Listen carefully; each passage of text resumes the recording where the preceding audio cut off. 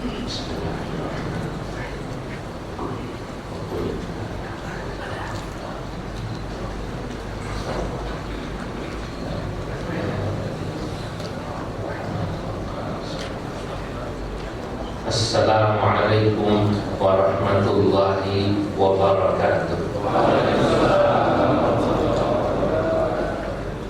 Alhamdulillahilladzi amarna bil ittihadi wal i'tisami ala hablillahil matin. Wassalatu wassalamu ala asyrafil anbiya wal mursalin Sayyidina wa habibina wa maulana Muhammadin wa ala alihi wa ashabihi wa man tabi'ahum bi ihsan ila yaumiddin, amma ba'du. Yang saya muliakan seluruh jamaah Masjidul Bahri, semuanya semoga dicatat dalam deretan ahli surganya Allah. Amin. Di siang yang mubarak ini, alhamdulillah, Allah subhanahu wa ta'ala memperkenankan kita untuk sholat duhur dan i'tikaf di masjid ini di hari pertama kerja bulan Ramadan, hari ketiga kita puasa. Saudara-saudara, sebelum saya masuk pada pengajian kita, saya ingin memulainya dengan satu cerita. Satu saya alami sendiri dan yang satu saya lihat di TV. Beberapa waktu yang lalu saya diundang pengajian di Kodam Jaya. Saya lupa apakah itu Isra Mi'raj atau Maulid Nabi. Nah, sebab dua kali saya kesana, satu Isra Mi'raj, satu Maulid, tapi dua-duanya sama. Sebelum saya memberi tausiah, tiba-tiba diberi aba-aba untuk bangun. Saya pikir untuk apa? Mau bangun, termasuk ya, Pangdam, jenderal-jenderal dan prajurit semua bangun. Rupanya diajak baca sholawat. Allah ya Nabi, salam alaika. Itu masjid dan aula, karena pernah sekali di masjid, pernah di aula. Itu rasanya gemuruh. Sholawat tentu buat kami atau buat saya itu yang sering hadir acara keagamaan, tentu bukanlah sesuatu yang aneh.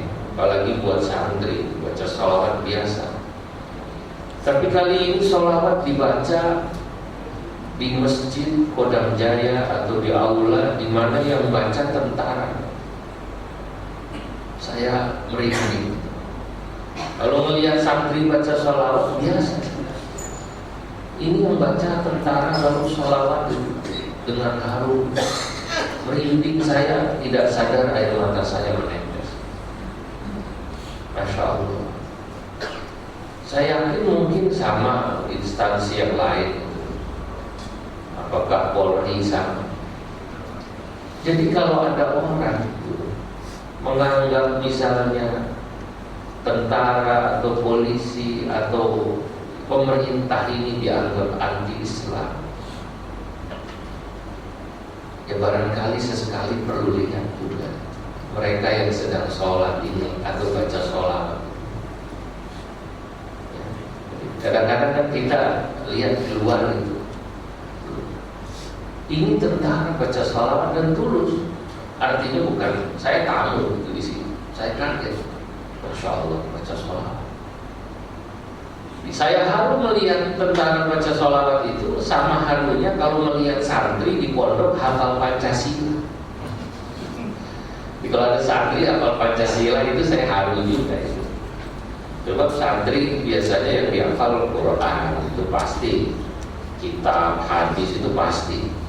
Maka imam tarawih di sini pun hafal Quran karena santri, itu kerjaan santri. Kalau tentara, polisi, pemerintah doktrinnya pasti Pancasila, NKRI. Tiba-tiba kok ada tentara baca sholawat, ada tentara baca Quran, karena koliknya tentara juga. Haji Yusuf, suaranya merdu. Yang lain moralis tentara juga. Itu saya sama kayak Harun tadi, kalau santri hafal Pancasila atau berdiri dalam acara kegiatan mereka lagu Indonesia Raya. Sebab peristiwa kedua saya lihat ketika Presiden Jokowi datang ke pesantren di daerah Magelang, itu di Tegalrejo, itu seperti kebiasaan Presiden bagi-bagi hadiah sepeda, santri dites. Yang hafal Pancasila kasih sepeda. Pas itu delalah santrinya hafal, alhamdulillahnya. Begitu soal kedua yang lain, salahnya jauh. Sebutkan 3 menteri kabinet kerja, itu mantap sekali pakai peci pakai sabuk. Bismillahirrahmanirrahim. 1 Megawati Soekarno Putri, 2 Prabowo, 3 Ahok. Salah semua. Nah, jadi saudara-saudara, dari 2 peristiwa ini saya lihat, kita ternyata memang kalau menilai sesuatu jangan suka berlebihan. Kemarin kita lihat orang itu kalau ada orang bicara syariat Islam langsung seakan-akan dipukul, anti sama yang bunyi syariat. Padahal kalau orang bicara syariat Islam, selama dia memperjuangkannya dalam koridor konstitusi dan demokrasi, sah-sah saja. Saya tidak sepakat juga orang yang anti syariat Islam. Kalau ada orang bicara syariat Islam, seakan-akan anti Pancasila, kan begitu. Atau kebalikannya, kalau orang bicara Pancasila, keragaman, kebinekaan, langsung dipukul seakan-akan anti-Islam. Saudara-saudara, inilah kalau orang dalam hidupnya dia tidak moderat, tidak tengah-tengah. Kalau tengah-tengah dia lihat, tidak selalu yang bernama Islam itu anti Pancasila atau berseberangan dengan Pancasila. Tidak juga sesuatu yang bersifat misalnya Pancasila, NKRI itu bertentangan dengan Islam. Para pendiri bangsa ini dulu sudah sepakat bahwa kebetulan Allah Subhanahu wa Ta'ala takdirkan negeri kita ini, Indonesia, masyarakatnya beragam. Meminjam istilah orang Madura, cema-cema. Ada Muslim, ada Kristen, ada Hindu, ada Buddha. Maka dulu pendiri bangsa ini, ya sudah, negara kita, negaranya bukan negara Islam, tapi negara yang Islami. Bagaimana tidak Islami? BUMN seperti Pertamina bisa bikin kegiatan Ramadan yang begitu luar biasa. Ini kan di bawah negara juga. Ada bisa begini luar biasa. Kalau negara ini sekuler, tidak peduli sama agama, pasti yang kayak begini nggak boleh ada anggaran-anggaran begini. Kalau negara ini sekuler, tidak akan ada itu Maulid Nabi, Muharram, Nuzulul Quran, Isra Mi'raj di Kodam, di Polda atau di instansi pemerintah. Nah inilah saudara-saudara. Nah, oleh karenanya saya ingin sampaikan bahwa hiduplah jangan berlebihan dalam segala hal. Saya pikir hidup tidak berlebihan dalam segala hal, termasuk kalau puasa ini kita sedang diajarkan untuk tidak berlebihan dalam makan minum, maka dikontrol. Kita diingatkan setiap Ramadan. Walaupun ada juga orang yang puasa tapi tetap salah satu tujuan puasa mengingatkan kita tidak berlebihan dalam salah satu hal, misalnya makan minum, tetap saja tidak. Ada orang yang bulan puasa pengeluarannya lebih banyak dari di luar puasa. Nah, soalnya kalau sore dia mampir ke pasar jajan, semua dibeli, kayak semuanya mau dimakan. Padahal prakteknya orang buka itu minum teh manis 1 gelas, bakwan 1, kenyang 1 piring. Ya 1 piring isinya 5 aja. Tapi manusia kadang-kadang itu. Nah waktunya untuk semua seakan-akan menjadi fakta. Nah, Allah Subhanahu wa taala dalam Al-Qur'an mengatakan, "Wa kadzalika ja'alnakum ummatan wasatan litakunu syuhada'a 'alan nas wa yakuna ar-rasulu 'alaikum shahidan." Wa kadzalika ja'alnakum ummatan wasatan. Dan begitulah kami jadikan kalian, hai umat Nabi Muhammad, ummatan wasatan, umat yang wasat. Wasat mana aslinya tengah, diterjemahkan moderat. Karena memang Islam itu moderat. Moderat itu Islam. Yang tidak moderat artinya berlebihan, ekstrim, baik kanan maupun kiri, pasti bukan ajaran Islam. Orang ada yang moderat, cinta, ada yang berlebihan mencinta, ada yang berlebihan membenci, pasti bukan ajaran Islam. Orang mencintai Nabi Muhammad SAW itu diperintahkan, tapi tetap harus moderat dalam batasannya, bahwa Nabi adalah Nabi dan manusia, dia bukan Tuhan. Makanya Nabi mengatakan, la taqtuni kama atratatil nasara Isa bin Maryam. Jangan kalian kultuskan diriku berlebihan sebagaimana orang Nasrani mengkultuskan Isa bin Maryam. Lama-lama naik jadi anak Tuhan, lama-lama naik jadi Tuhan Allah. Nabi tidak mau. Dia mencinta Nabi saja moderat. Benci sama orang juga harus moderat. Apa yang Anda benci? Kalau Anda benci orang karena dia kafir, keliru. Kalau Anda benci karena kekufurannya, betul. Yang kita benci, kita tidak suka itu kekufurannya, bukan orangnya. Kalau Anda benci orang karena dia ahli maksiat, keliru. Tapi kalau Anda benci orang karena kemaksiatannya, betul. Kalau Anda benci kemaksiatannya, artinya Anda kalau diajak maksiat tidak mau. Tapi ketemu orang itu tidak masalah. Ada orang kalau sudah benci kelewatan, lebur gak mau, salaman gak mau. Saudara-saudara, mohon maaf, moga-moga di masjid ini tidak ada. Ada orang yang sholat bareng di masjid jamaah, itu dengan orang yang dia pikir beda sedikit dengan dia, amaliyahnya dia nggak mau salaman. Ada nggak begitu? Ada itu, nggak mau salaman, dianggapnya beda. Masya Allah. Ini Muslim, ini ahli ibadah di masjid. Kok salaman dengan orang kafir itu boleh? Salaman dengan orang ahli maksiat saja boleh. Bagian daripada muamalah insaniyah, hubungan sesama manusia. Lah urusan bagaimana dia itu nanti di akhirat, apa yang dia lakukan salah itu urusan dia nanti kepada Allah. Saudara-saudara, Nabi dulu bisa membedakan. Kalau diajak kafir, kufur, Nabi nggak mau.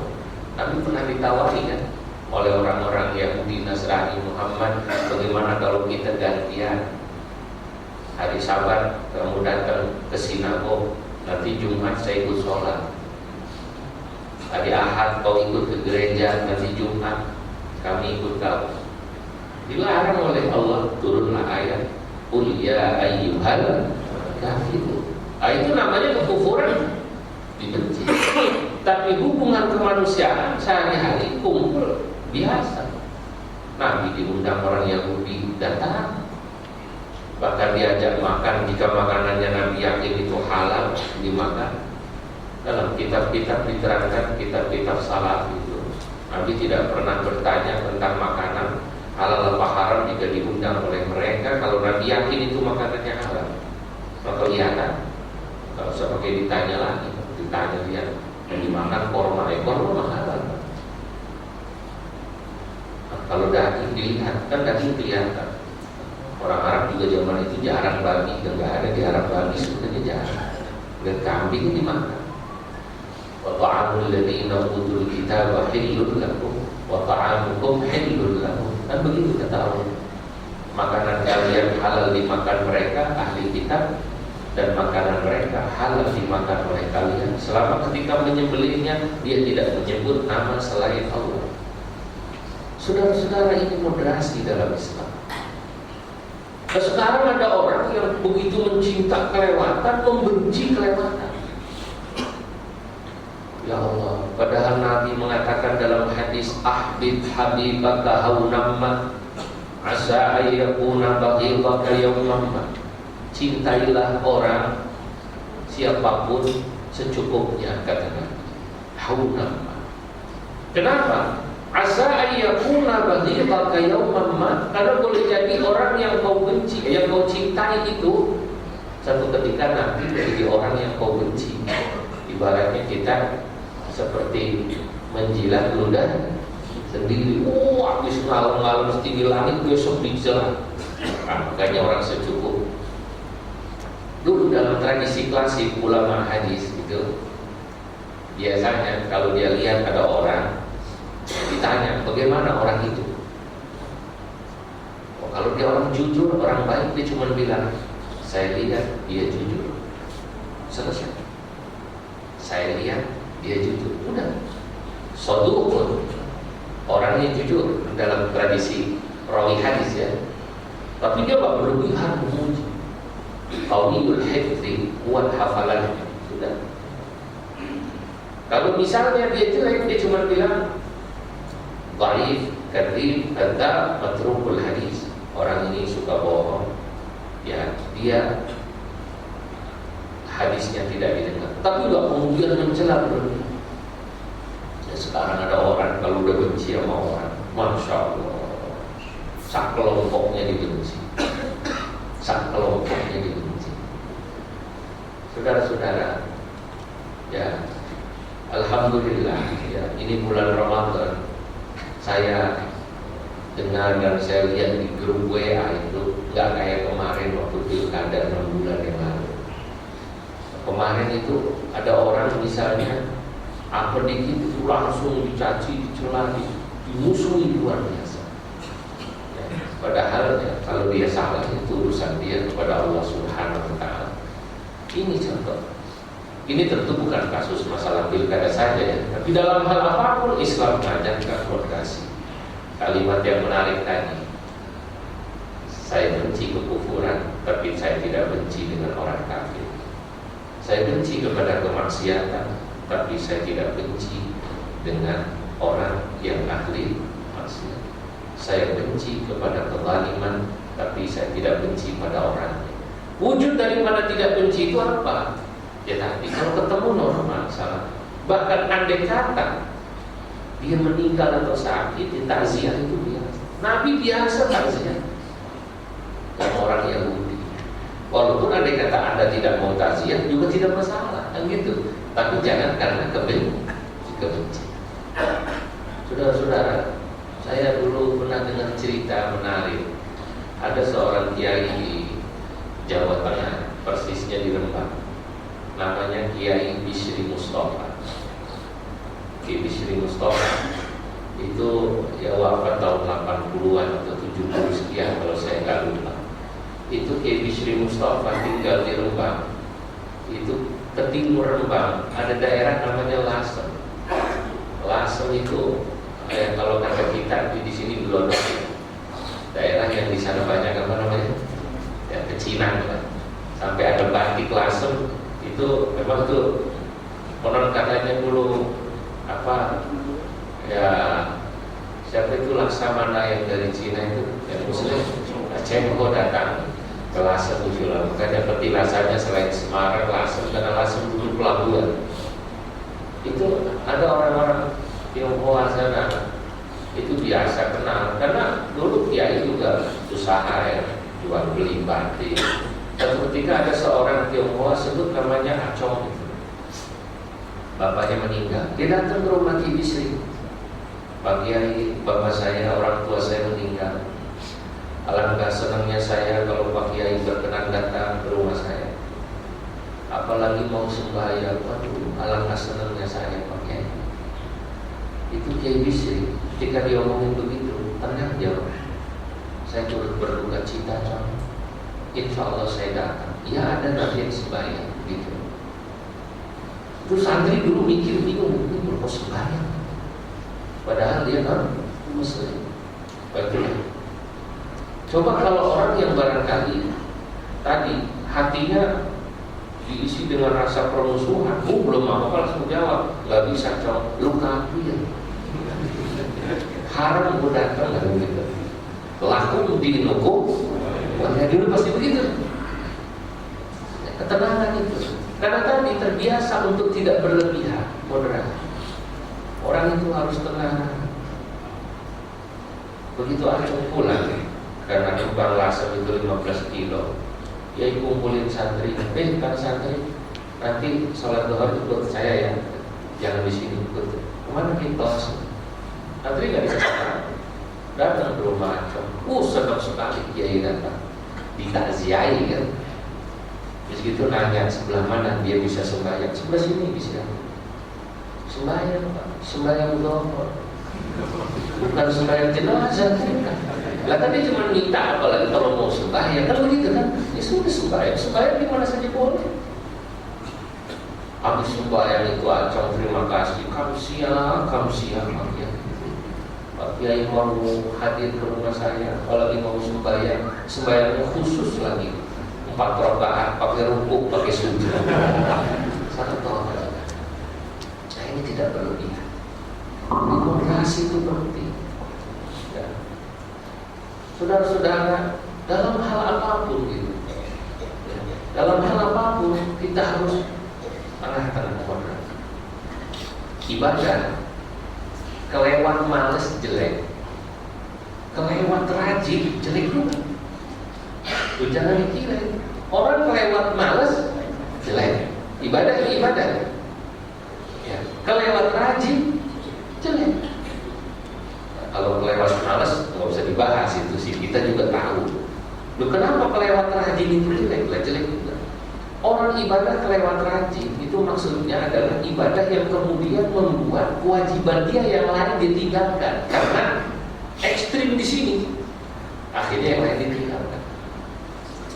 Ada 3 sahabat satu ketika datang ke rumah Nabi bertanya pada istri Nabi tentang ibadah Nabi. Dijelaskan oleh istri Nabi. Oh Nabi itu selain Ramadan ini kadang-kadang puasa, kadang-kadang tidak. Kalau malam Nabi ya tidur, ya tahan, nggak full itu melek. Nabi juga menikah. Begitu mendengar penjelasan dari istri Nabi, 3 orang sahabat ini, ka'annahum taqalluha, seakan-akan mereka menganggap ini Nabi ibadahnya kok sedikit amat katanya. Kok cuma segitu kira-kira? Ka'annaha qalil. Dalam pikirannya, tuh Nabi yang sudah begitu kok ibadahnya santai amat ya. Yang satu bilang, amma ana, kalau saya insya Allah sesudah ini saya akan puasa non-stop tiap hari, kecuali 5 hari yang diharamkan, Idul Fitri, Idul Adha, hari Asyura. Kata orang kedua, wa amma ana, adapun saya, katanya, saya akan sholat malam, tiap malam non-stop, nggak pakai tidur. Yang ketiga bilang, wa amma ana fala atazawwaju nisa, kalau saya agar ibadah saya bisa full sama Allah, saya tidak akan menikah. Perempuan cuma mengganggu doang. Rupanya Nabi dengar dari dalam kamar. Nabi ada di kamar. Karena dengar omongan mereka ini, Nabi keluar dari bilik beliau, dari kamar beliau. Ayuhan nas, amma anna la akhsyakum wa atqakum ilallah. Hai kalian semua, aku ini adalah orang yang paling takut dan paling takwa kepada Allah. Akan tetapi aku ini yang kadang puasa, kadang tidak. Maksudnya di luar Ramadan, Pak, jangan dipakai di bulan puasa ini. Ya. Ya. Kalau malam ya sholat malam, ya tidur. Dan saya menikah. Dan itulah sunnahku. Barang siapa yang tidak suka dengan sunnahku, dalam arti nikah tadi, falaisa minni, maka dia bukan termasuk golongan saya. Maksudnya ini bukan termasuk umat saya yang saya cintai. Ini bagaimana Nabi mengajarkan moderasi. Dalam ibadah saja orang jangan terlalu ekstrim. Ada cerita Nabi ke masjid. Kita tahu rumah Nabi dengan masjid sekarang dekat, dari dulu dekat. Begitu masuk masjid, Nabi lihat ada tambang di antara tiang-tiang. Nabi tanya, ini tambang siapa nih, kata Nabi? Sahabat menjawab, Zainab ya Rasulullah. Ayo Zainab mana? Rupanya Zainab nama pasaran. Maka Nabi perlu menjelaskan Zainab mana ya? Kata sahabat, istrimu ya Rasulullah. Oh, ada apa Zainab? Istrimu ya Rasulullah, Ummul Mukminin. Kalau beliau sholat malam, sholat tahajud, kadang-kadang kalau beliau lelah, itu sholat sambil pegangan tambang, senderan di tambang. Nabi tegur, alaikum minal a'mali ma tutiqun. Hendaknya kalian kalau melakukan satu amal saleh, ibadah, ma tutiqun, sesuai kemampuan kalian. Jangan ekstrim berlebihan. Ngaji nggak kuat, mau nyender aja Pak. Nyender nggak dilarang kalau dapat senderan. Ya. Yang sila nggak kuat, lama-lama selonjor aja kalau nggak kuat. Itulah Nabi. Fa inna Allah la yamallu hatta tamallu. Karena Allah Subhanahu wa taala tidak pernah bosan melihat kalian beribadah sedikit selama kontinu. Nggak usah dipaksa langsung cus berlebihan. Akhirnya kalian sendiri bosan, padahal Allah belum bosan. Banyak orang yang mencoba memaksakan ibadah, ibarat olahragawan, dia nggak pakai treatment, langsung itu muterin lapangan, dia ngikutin olahragawan 10 putaran, besok dempor, bisa tapi besok dempor. Tarawih, kalau Anda yang tidak terbiasa, barangkali satu malam ya 5 juz, ya 1 juz cukup. 1 juz itu udah moderat Pak. Jangan coba-coba Anda ikut satu malam 5 juz ya, apalagi pegawai. Dulu ada kiai di Banten, almarhum Abu Yajidiati, itu kalau salat tarawih satu malam 30 juz. Betul, dari salat isya selesai jam 3. Beliau tidak pernah ngajak orang, anaknya aja nggak diajak. Kalau beliau kuat, karena bukanya hanya susu dan madu, sahurnya susu dan madu, kuat sekali. Padahal usianya sudah 70 lebih. Ada orang Jakarta mencoba ngikut, dipaksa di belakang, kuat malam itu, tapi besok langsung meriang. Orang itu kan harus kuat tadi. Itu berlebihan nggak buat beliau? Mungkin tidak berlebihan, karena latihannya puluhan tahun. Itu perlu latihan Pak. Ada orang-orang tua yang makomnya kalau dalam istilah ilmu tauhid sudah tajrid, sudah banyak ibadah, pensiun namanya, wiridan di masjid sambil nunggu. Itu kalau orang tua yang kayak begitu, dari subuh dia nggak pulang duha. Nanti jam 11 sudah ke masjid lagi. Begitu juga menjelang asar sudah ke masjid. Nanti kalau maghrib pulang dari sebelum maghrib baca isya. Kalau orang sudah tua, sudah kuat. Kalau Anda mau coba mengikuti begitu, kaget.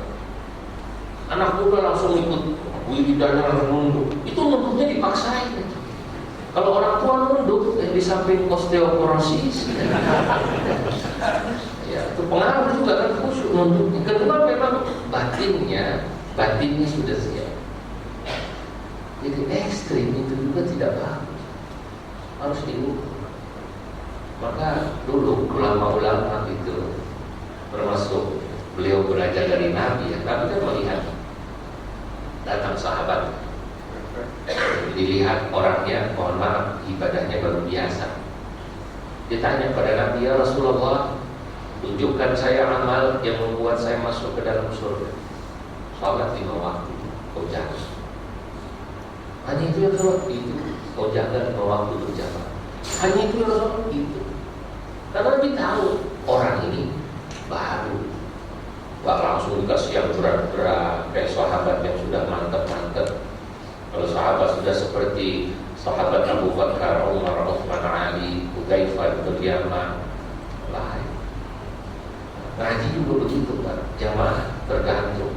Kalau jamaah seperti jamaah Nurul Bahri ini kan dari wajahnya kelihatan Al-Quran sudah di luar kepala semua. Ya, kepala di mana? Nah itu kalau mau Anda kasih berapa, nggak apa-apa, udah kuat.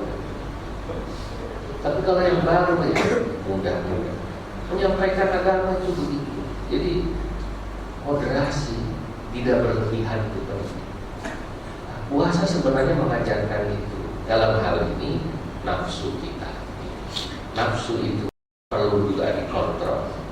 Ya, kita kadang-kadang kalau sudah nafsu, ibadah nafsu tidak bagus juga. Ibadah nafsu tidak bagus. Ya, apalagi marah nafsu. Orang cinta karena nafsunya nggak bagus, apalagi marah-marah benci. Nah, inilah seni daripada ibadah puasa. Kenapa puasa begitu kuat mengontrol nafsu? Ya, karena nafsu itu kata Imam Ghazali, salah satu makanan utamanya adalah nafsu perut, itu paling berat. Orang yang sukses mengontrol nafsu perutnya, biasanya dia sukses mengontrol nafsu yang lain. Maaf, termasuk nafsu yang ada di bawah perut. Jadi nafsu yang ada di bawah perut tabi'un li nafsil batni, dia ikut pada nafsu perut. Nafsu kecintaan pada materi, jabatan, dunia, itu ikut pada nafsu perut.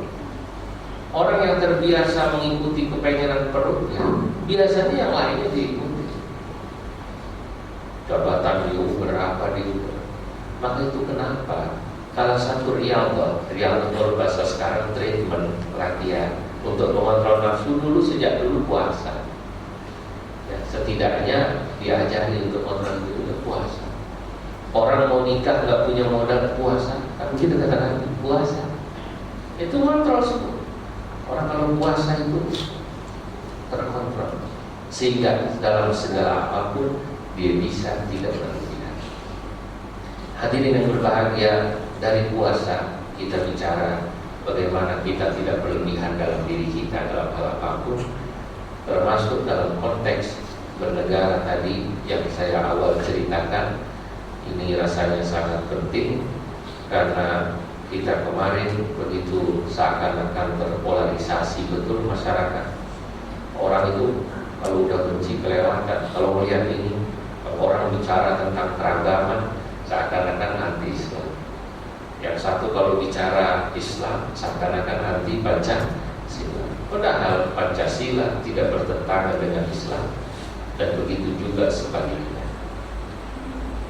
Pancasila sah menurut para ulama yang dulu ikut rapat, karena semuanya yang ada dalam Pancasila itu semuanya nilai-nilai Islam. Ketuhanan yang Maha Esa, kemanusiaan yang adil dan beradab, persatuan ajaran Islam, kemanusiaan ajaran Islam. Kita peduli pada manusia. Apalagi musyawarah ajaran Islam, termasuk kemanusiaan yang adil. Semua ajaran Islam tidak ada. Jika dalam Pancasila ini atau undang-undang ini ada yang kurang, jangan kemudian kita serang, kita perbaiki, kita beri masukan. Belah mana yang belum, ayo kita isi. Ya, kita kasih masukan. Yang kurang ini ya.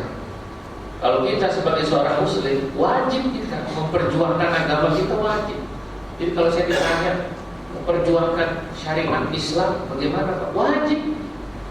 Syariat itu ajaran. Ini bukan syariat dalam arti negara.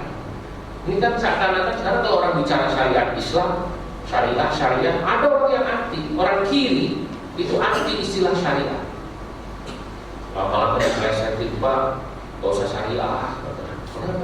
Dikit-dikit syariah, bank syariah, hotel syariah. Nanti pijat syariah nanti Pak bikin, kurang aja ya, dia ngeledekin. Ada apa dengan istilah syariah? Syariah itu ya hukum. Kalau kita pengen ya ajaran Islam berjalan, orang Islam wajib berjuang.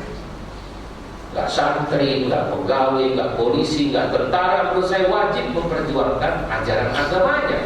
sebagai pemeluk Islam. Tapi tadi dalam koridor konstitusi, dalam koridor demokrasi, perjuangkan. Kirim anggota dewan yang komitmen keislamannya kuat, sehingga di sana dia memperjuangkan undang-undang yang selalu berpihak pada ajaran Islam. Kirim kader-kader kita di eksekutif untuk memiliki komitmen keislaman yang kuat. Begitu juga termasuk di BUMN seperti Anda semua. Adanya kajian semacam ini itu salah satunya dalam hal memperjuangkan agama Islam. Jadi tidak ada yang aneh sesungguhnya. Kita seringkali karena tulang silaturahim. Jadi kalau orang silaturahim itu seakan-akan musuhan semua orang. Apalagi silaturahimnya di WA. Di WA kan sensitif itu. Orang di WA satu grup SMA yang munculin apa langsung berantem. Itu manusia. Nah, makanya silaturahim penting. Alhamdulillah, saya walaupun dibesarkan dalam tradisi pesantren, kemudian saya di organisasi kumpul, ada Muhammadiyah. Kebetulan saya dalam tradisi NU ya. Teman saya Muhammadiyah, Persis, Al-Wasliyah di MUI itu biasa diskusi. Kalau biasa ketemu nggak aneh. Bahkan saya sudah 15 tahun ini mengajar di masjid-masjid Muhammadiyah di daerah Jakarta Pusat. Itu masjid padahal jelas masjid Muhammadiyah yang tanda tangan peresmiannya Profesor Dr. Amin Rais, pengurusnya Muhammadiyah. Saya sejak dulu sampai sekarang masih diminta mengajar. Pertama kali saya diminta mengajar, saya tanya pada pengurus, Pak Haji Sofyan, ini nggak salah saya diminta mengajar di sini. Enggak, kita tahu kalau Bapak orang NU. Tahu dari mana saya orang NU? Kelihatan dari sarungnya. Pokoknya oh enggak, saya mau tanya serius ini, kenapa undang saya ini kan Masjid Muhammadiyah. Oh sengaja katanya. Kalau di sini yang ceramah ustadznya Muhammadiyah semua itu sudah hayati. Terus ada apa undang saya orang NU? Nah, supaya begini, supaya jamaah sini nih yang mayoritas Muhammadiyah, dia tahu juga cara berpikirnya orang NU. Tahu kalau orang NU melakukan satu amalan, misalnya salawat, misalnya kunut, misalnya yasinan, misalnya ziarah kubur. Nah, itu supaya orang Muhammadiyah tahu orang NU itu dalilnya apa. Kalau tahu, nah, dia kan nanti nggak kaget. Bagus juga kata saya. Kalau yang menjelaskan amalan NU nanti Ustadz Muhammadiyah, kalau NU sesat semua nanti. NU bid'ah semua. NU jangan-jangan dianggap musuh semua. Menurut saya ini luar biasa. Sekarang ini ada orang membuat sebuah kajian, muridnya nggak boleh ngaji keluar. Seakan-akan kebenaran itu ada pada dirinya, yang lain salah. Nah, ini yang disebut intoleran itu ya begini. Intoleran itu orang yang tidak punya toleransi bukan hanya dalam urusan bernegara atau apa, dalam urusan paham keagamaan sama. Makanya itu penting. Orang kalau salah ngaji, kurang banyak menyerap, itu bisa sesat paham keagamaannya.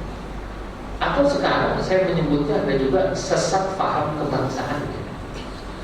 Ada orang mencoba merubah, misalnya negara Indonesia ini, dan dia paksa, dia pikir harus dengan cara ini, khilafah, negara Islam. Kalau ditanya khilafahnya model siapa, dia bingung juga. Pokoknya khilafah. Khilafahnya model Nabi atau model sahabat Abu Bakar, Umar, Utsman, pokoknya khilafah. Nah, menurut saya ini teman-teman ini ibadah sama dengan kita. Dari sisi paham keagamaan tidak ada yang sesat, tapi saya menyebutnya ini sesat dari sisi paham berbangsa. Dia lupa bahwa Indonesia ini multikultural. Indonesia ini diciptakan Allah, nggak semuanya satu. Mungkin kalau model di Saudi nggak aneh, bisa itu khilafah. Tapi di sini nggak bisa. Kalau dipaksakan pasti pecah, udah pasti pecah. Belum apa kemarin Minahasa mencoba ngancam kan begitu kan? Ya pasti. Nah, kalau pecah belum tentu juga rukun. Saudara-saudara, ya, sebab kita tahu banyak orang yang bisa jadi ngacak-ngacak seperti ini.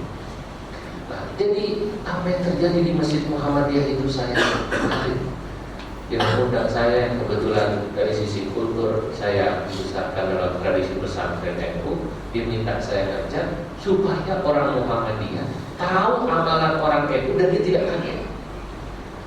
Lalu saya bilang pada teman-teman saya yang NU, Anda juga NU begitu, undang juga Muhammadiyah, undang Persis, undang Al-Wasliyah, supaya pikiran kita terbuka.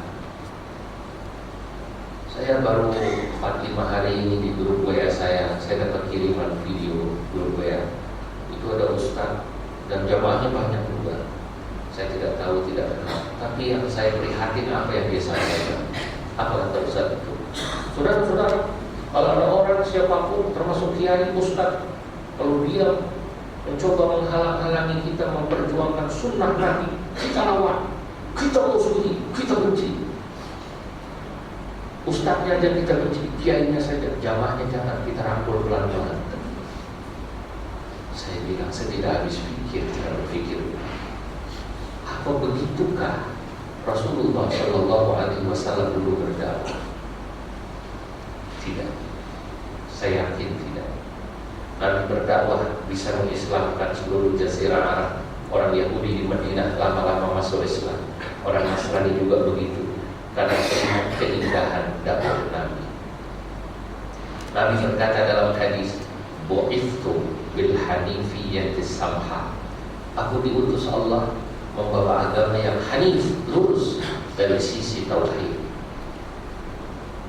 Kalau tauhid enggak tawar menawar, la ilaha illallah. Kalau sudah tidak sama, ya sudah, lakum dinukum, bukan untuk diperangi, bukan untuk dibenci, ya sudah.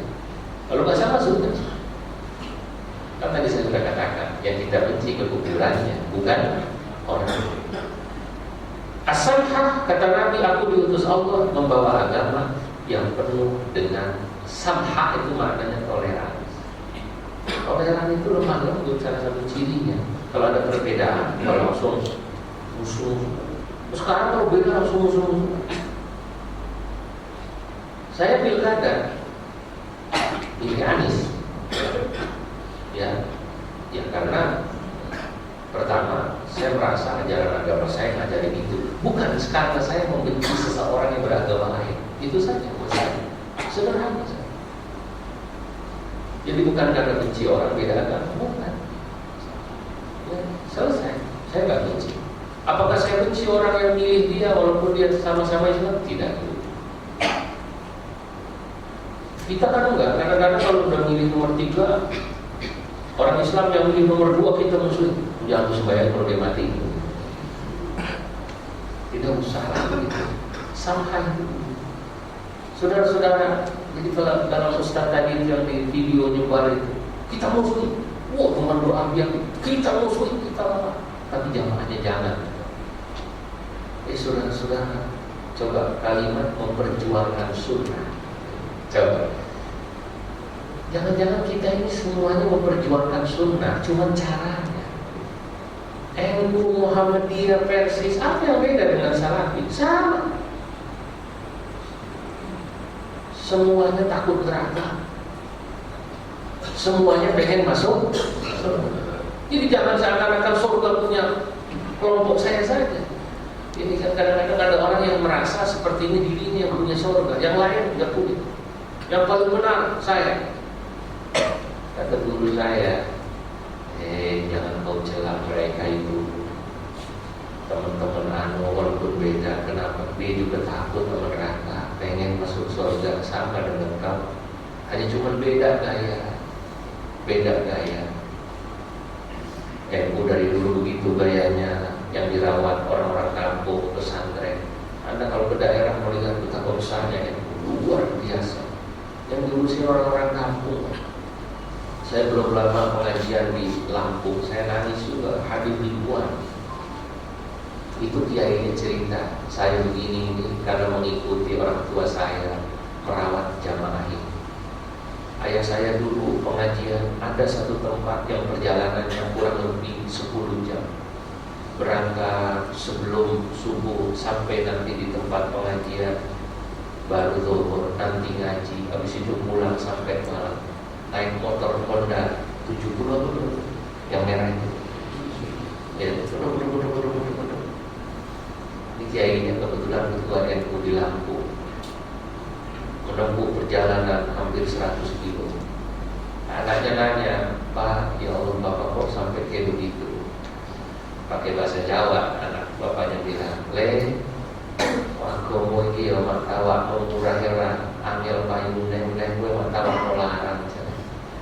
Agama ini kamu tawarin mahal, apa murah aja? Laku kalau kamu tawarin mahal. Maksudnya bapaknya mau datang naik motor ngajarin ngaji di sawah-sawah itu aja kadang-kadang susah orang mau ngaji gitu. Apalagi kamu nggak mau datang, kamu mau datang aja orangnya belum tentu mau ngaji. Maka hargailah orang seperti itu. Saya pikir NU Muhammadiyah punya ya semacam basis masing-masing, hargai itu garapan. Ada yang perkotaan seperti kita ini sudah enak. Saya ini ngaji ini alhamdulillah Pak. Saya datang udah enak, masjidnya AC, karpetnya baru kan tadi. Enak sekali, jamaahnya udah tinggal mendengar. Buat saya ini apa yang saya lakukan belum apa-apa dibanding ulama-ulama tadi itu di kampung-kampung yang dia melakukan perjalanan puluhan kilo dan saya lihat sendiri. Lalu jamaah kiai yang saya datangi itu ada yang kemudian datang 100 kilo lebih. Kenapa mereka datang ke rumah kiainya? Jawabannya, kalau kami datang ke rumah kiai kami setahun sekali Pak. Kiai kami datang ada yang seminggu sekali, ada yang sebulan sekali. Allahu Akbar. Inilah dakwah. Semuanya pengen masuk surga, semuanya takut neraka. Saudara-saudara, jadi kalau kita pahami seperti ini, ya, insya Allah kita jadi orang yang terbuka, ya tidak menjadi orang yang kaku gitu, suka gampang menjudge, menghakimi orang lain. Tidak terasa sudah jam 1 lewat. Mohon maaf kalau melewati batas waktu. Saya cukupkan sekian. Wassalamualaikum warahmatullahi wabarakatuh. Kita tutup dengan kafaratul majlis. Kalau tidak ada yang menjawab, subhanakallahumma wa bihamdika asyhadu an la ilaha illa anta astaghfiruka wa atubu ilaik.